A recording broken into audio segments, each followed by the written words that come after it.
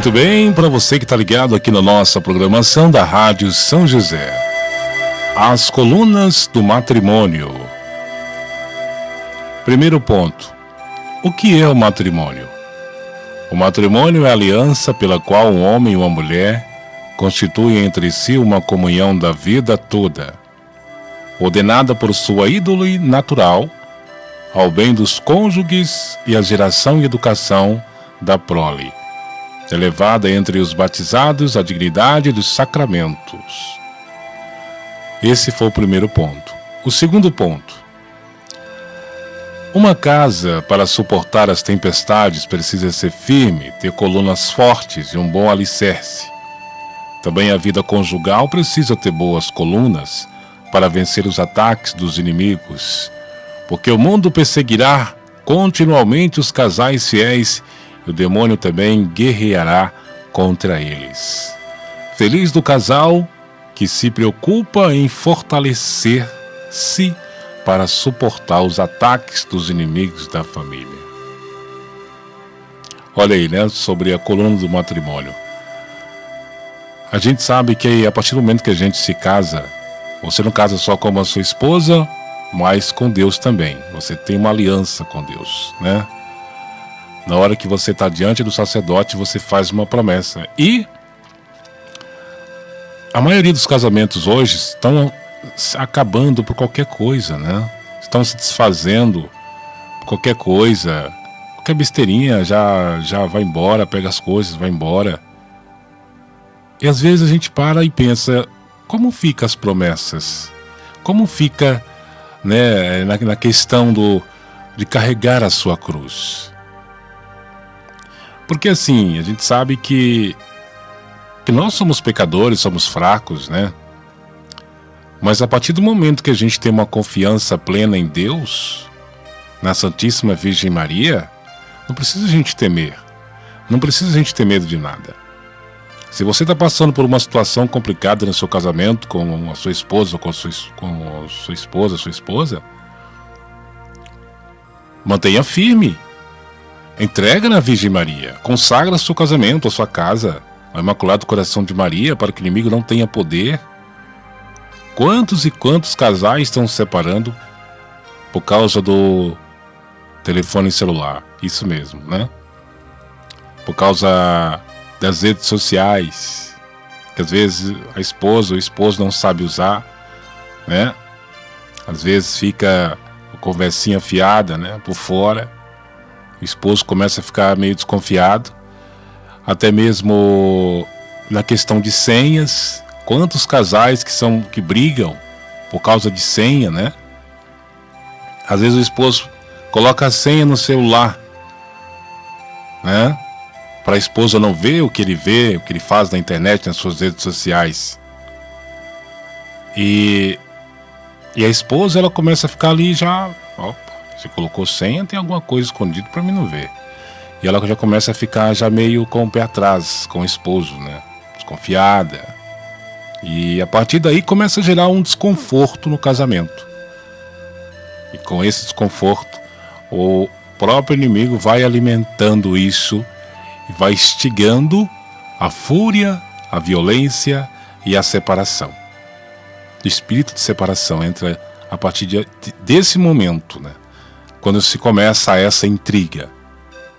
E se ambos não tiverem discernimento espiritual, se o esposo não chegar na esposa e explicar para ela o motivo, né, ali da senha e tal, talvez para as crianças não mexer alguma coisa do tipo, aí a coisa vai ficando cada vez mais feia, né? Pode até chegar um tempo de separação por causa disso, das redes sociais. Quantos casais não separaram por causa das redes sociais? Porque não foram prudentes, né? E uma coisa muito importante que deve agir no casal, no casamento, é o diálogo, a conversa, o perdão. São coisas essenciais que devem agir ali no meio do casal. Porque se não tem diálogo, não tem conversa, não tem perdão, não saber reconhecer o erro, como vai ficar junto para sempre e a vida toda desse jeito? Porque a gente, quando casa, é pra gente ficar a vida toda com aquela pessoa. Você promete a Deus. Agora qualquer coisinha, né? Pega as coisas e vai embora. Tem que ter paciência, né? Se errou, perdoa. Perdoa o seu esposo, né? E o único jeito de manter esse pilar forte é os dois estando rezando. Se você quer ter um casamento na rocha, firme, reze com o seu esposo. Chama ele para levantar de madrugada para rezar. Se ele não rezar, reza você. Você rezando para o seu casamento, o inimigo não terá tanto poder. Precisa ter esse discernimento e essa busca espiritual na oração no casamento. Porque muitas das vezes, né, eles desleixam o esposo, a esposa às vezes não reza e qualquer coisa já fala de ir embora e isso, qualquer coisinha já, né? E isso, o próprio inimigo, ele vai alimentando isso. E é preciso ter muita prudência, muita preparação espiritual, né? Aqui fala o terceiro ponto, as colunas do matrimônio. Primeira coluna, o temor de Deus. O casal tem que ter o temor de Deus, né? O lar cristão deve ser construído sobre esta rocha e não sobre as areias movediças do namoro, da formosura, da riqueza e da ambição. O amor conjugal deve basear-se em Deus. Não adianta você casar e não buscar a oração, não buscar Deus no seu casamento. Ele vai desmanchar, ele vai ser destruído. Que uma coisa é certa, se você casa, só quer saber de curtir a vida e tal, isso, aquilo, né, pros bares e tal, e não busca ali um momento de oração, não ajoelha com seu esposo, não reza um Pai Nosso, não reza uma Ave Maria junto com seu esposo, como é que esse casamento vai permanecer firme? Olha o testemunho dessa senhora que deu aqui pra gente aí. Se fosse outra pessoa, né, no caso assim, porque a mulher, ela tem que, como se diz a Bíblia, ela tem que ser sábia. Ela é a peça-chave do casamento do lar, nessa questão da família. Ela tem que ter essa sabedoria. Porque o inimigo vai atacar mais a esposa, né? Porque ele sabe que ela é mais frágil.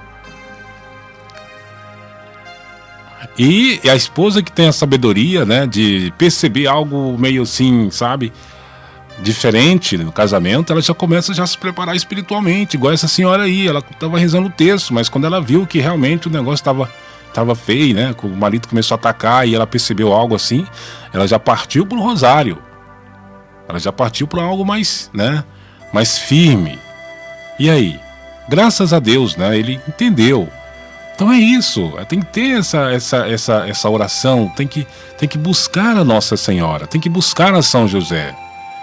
Tem que dobrar o joelho, tem que ser perseverante. Não, a gente não tem que olhar só pra gente, né? Você, quando é casado, você não pode olhar só pra você, tem que olhar também pra sua esposa. Porque vocês são uma só carne, né? Aqui fala a rocha, quando se fala rocha, né? Assim todo aquele que ouve essas minhas palavras, se as põe em prática, será comparado a um homem sensato que construi sua casa sobre a rocha. Caiu a chuva, vieram as enxurradas, separaram os ventos, deram contra aquela casa, mas ela não caiu, porque estava alicerçada na rocha. Assim também é um casamento, na hora que vier as tempestades, talvez pode até balançar, né? Mas cair, talvez pode até cair, mas levanta, né? Será levantado, porque assim, quantos casais que passaram por a beira, né, do abismo, a chegar por um fio a se separar. Mas um perdoou o outro, se levantou, né? Então esses são criados na rocha. Por outro lado, todo aquele que ouve essas minhas palavras, mas não as pratica, será comparado a um homem insensato, que construiu a sua casa sobre a areia. Caiu a chuva, vieram enxurradas, sopraram os ventos e deram contra aquela casa e ela caiu. E foi grande a sua ruína. São Mateus 7, 24, 27. Exatamente. Porque se a gente está na palavra viva de Deus, né? Você tem o conhecimento da palavra, das mensagens, mas dentro do seu casamento você quer agir como um leão, né? Quer bater na esposa, quer fazer da sua esposa como um gato sapato, né? Qualquer coisinha já quer dar na cara, qualquer coisinha já né, fica nervoso, estressado e tudo. Então, eu penso assim que a gente tem, eu penso que nós devemos meditar sobre isso. Não tem como, se você conhecer essas mensagens da Palavra Viva de Deus, conhecer a história do profeta Pedro II, né, a história dos santos, ser como esposo no lar, na casa, e agir como um leão, né, qualquer coisinha bater na esposa, né, eu penso que isso, acho que a gente tem que ter um pouco de discernimento com relação a isso aí, né? É igual eu falei, o diálogo é muito importante. Se tá nervoso demais, já aconteceu comigo, né? Às vezes a minha esposa, às vezes, tá nervosa e tal. Se ela tá nervosa demais, e você também tá nervoso, aí vai dar, né? Vai dar xingamento, vai dar palavrão. O negócio é o seguinte, quando tá nervoso demais, tá estressado, sai um pouquinho. Vai ali, né? Vai tomar uma água, dá uma saidinha ali. Deixa na hora que o clima ficar mais frio, na hora que ela estiver mais tranquila. Entrou ali na casa e viu que ela está estressada e começa aquilo, né? Tenha paciência. Dá um tempinho, né? Para você ver que se vai alterar, não vai dar, né? Que vai acontecer alguma coisa. Sai um pouquinho ali, vai lá fora, toma um ar, depois volta, ela vai estar mais tranquila, né? Tem que ter esse discernimento.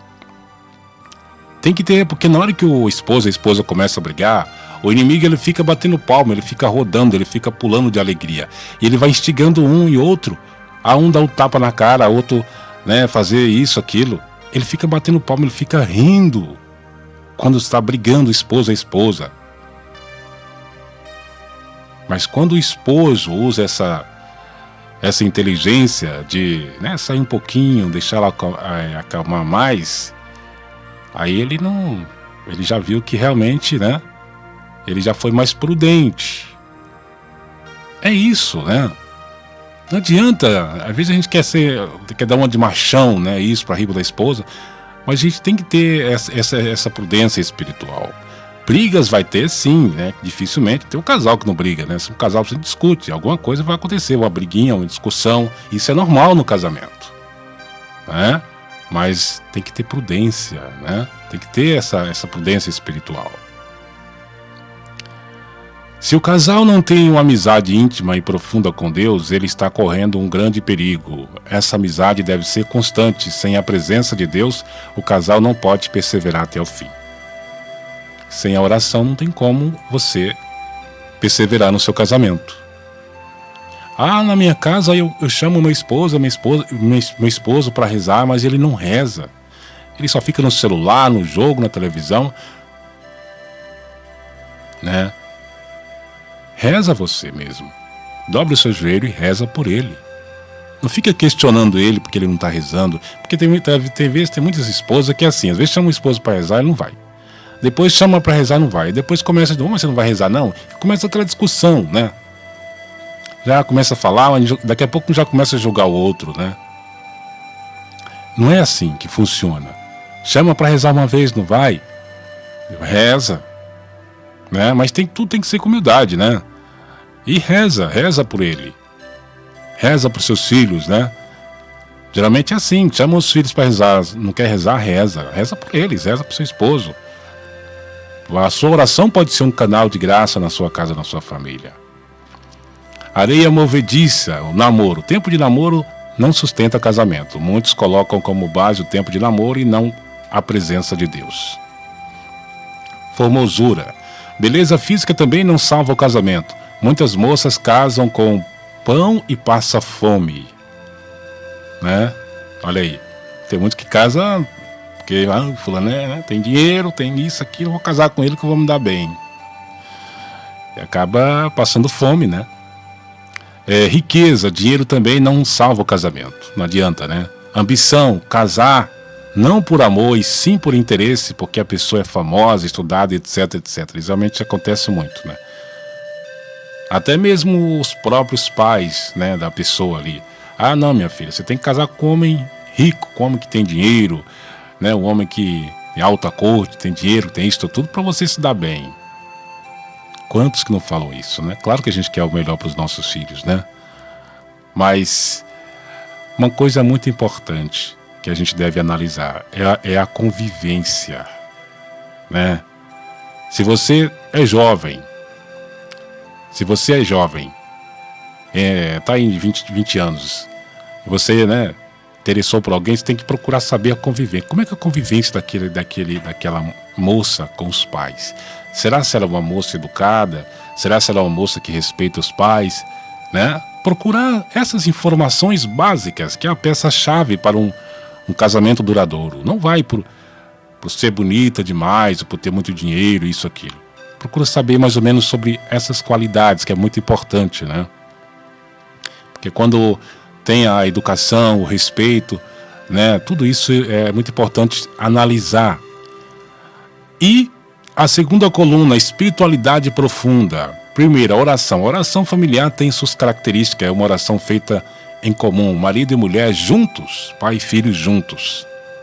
Exortação apostólica, número 59, João Paulo II. A dignidade e responsabilidade da família cristã como igreja doméstica só podem, pois, ser vividas com a ajuda incessante de Deus, que não faltará, se implorada com humildade e confiança na oração. Olha como é importante a família rezar juntos.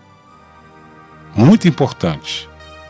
Mas se na sua casa ninguém reza junto, reza um Pai Nosso, uma Ave Maria, e pede a Nossa Senhora que com a chama do Imaculado Coração dela, traspassa aquele coração endurecido, né? Que inflama aquele coração que às vezes não quer rezar. E logo, logo, essa pessoa vai passar a rezar com você.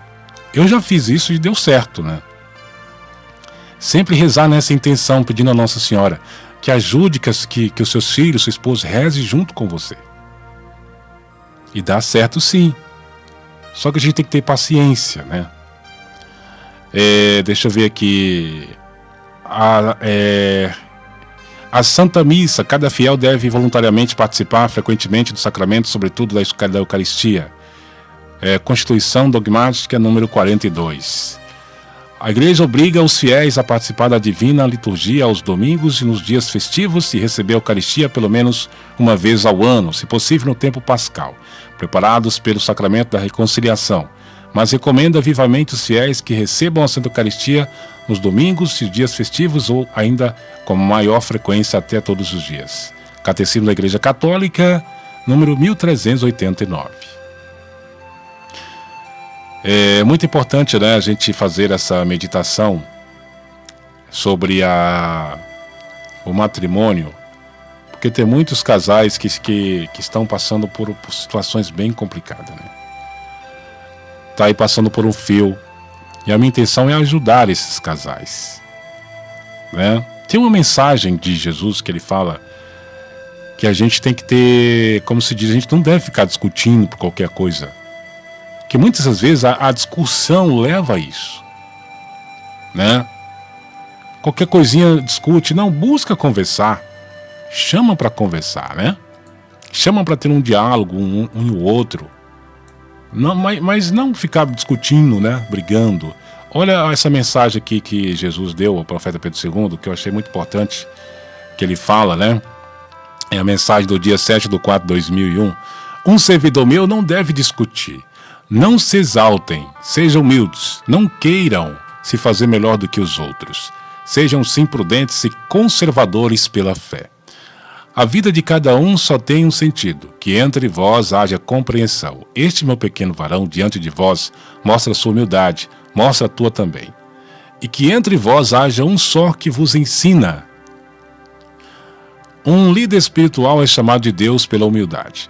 Então, se queres seguir este exemplo, nunca deixes que teu coração tome como uma autoridade diante dos outros. A paz só virá através da compreensão e não da discórdia. Que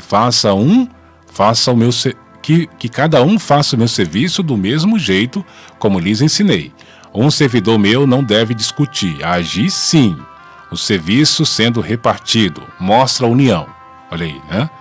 Se alguém está fazendo bem, não lhe impeças, mas mostre sim que está gostando da ajuda. Caso contrário, se estiver alguém procedendo mal, então sim, pode chamá-lo a atenção. Quem procura construir uma boa morada, Os serventes se ajudam um ao outro. Quem faz o meu serviço, que faça o mesmo. Sejam unidos. A união faz a força, a discórdia cria confusão. Olha aí, essa pequena triste mensagem aqui. Vou continuar lendo aqui. Jesus ainda fala: meus filhos, o mundo está cada vez mais em conflito. Quero dizer, a humanidade. Ninguém entende mais ninguém. Nações querendo ser maior do que outras, as outras. E por fim surge a guerra. Mas com aqueles que venham pondo as mãos, não devem ser assim. Senão a obra pode vir abaixo. E eu não vou deixar que isso aconteça. A palavra viva de Deus já diz tudo. Um reflexo da Sagrada Escritura. O que os meus profetas deixaram de escrever, agora está sendo dito outra vez. Sou eu, Jesus, que digo a este pequeno instrumento o que deve ser feito, para ter só para mim filhos obedientes, e que cada um de vocês faça-se sempre o menor. Não busque aquilo que pode criar confusão, não estrague o que já foi feito. Entre vós estou todo momento, e perto de mim não quero vê-los discutindo. Quero vê-los sorridentes e alegres, e todos numa só direção. Depois deixe comigo todos os problemas que tiverem, pois para serem resolvidos basta me obedecerem. Quem caminha nesse caminho, o inimigo faz de tudo para tirá-lo dele e pôr no seu, onde o caminho dele é só confusão, briga, ciúme, inveja, ódio. Pois este perturbador, mentiroso e falso, é pior do que Judas. Sim, pois foi ele, o demônio, quem mandou matar os meus profetas depois de mim. Quis ser o dono do mundo, mas não deu certo. Agora está furioso, sabendo que suas horas já estão no fim. Então, os que vêm fazendo minha vontade, ele quer jogar um contra o outro para ver desmoronar esta obra, a palavra viva de Deus. Está explicado, né? Essa mensagem aí para os casais, né? Para os casais, é muito importante para os casais, um e o outro, né? Agora são 11 horas e 57 minutos aqui na programação da Rádio São José.